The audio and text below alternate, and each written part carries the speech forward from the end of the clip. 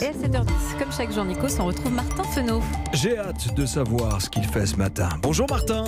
Bonjour Nikos, bonjour à tous. Alors écoutez, vous ce êtes matin, tous ce matin. Effectivement, je suis où? Je suis en face d'une porte en acier, derrière laquelle se trouve un trésor inestimable qui vient d'arriver en France dans la plus grande discrétion. Un transport ultra confidentiel pour le trésor d'un célèbre pharaon, Toutankhamon.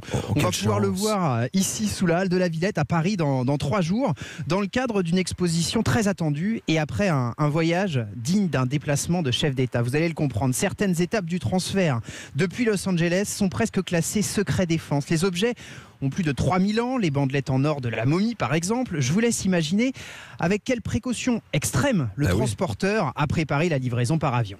Cet avion est équipé d'un système de contrôle de la température qui se situe entre 20 et 22 degrés.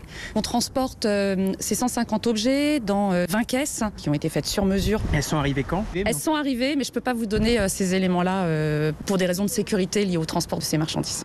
Vous entendez, hein, c'est sensible. Je n'ai réussi à savoir ni la date du transport, ni l'aéroport d'arrivée. Tout ça est resté secret.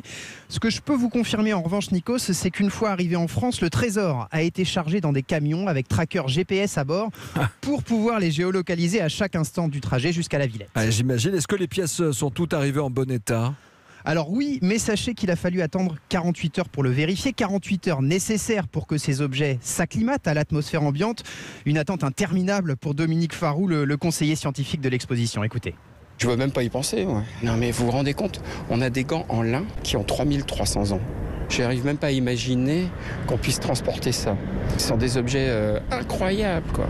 La boîte à arc de Toutankhamon, qui est en bois, en cuir. Les extrémités sont en faïence égyptienne. À la moindre erreur au niveau de l'humidité ou autre, on risque de les abîmer. C'est très impressionnant en tous les cas. Et le trésor est en sécurité maintenant, hein, Martin ? Alors, en tout cas, tout est fait pour qu'il le soit. La Villette a presque changé toutes ses portes, plus d'une centaine pour des modèles en acier trempé. Le trésor est gardé nuit et jour parce que même si c'est inestimable, les assurances lui ont quand même donné un prix à ce trésor, un prix affolant, plus d'1 milliard de dollars. 1 milliard de dollars, l'assurance de Toutankhamon. Vous entendez dans le studio ? C'est incroyable. 1 milliard de dollars.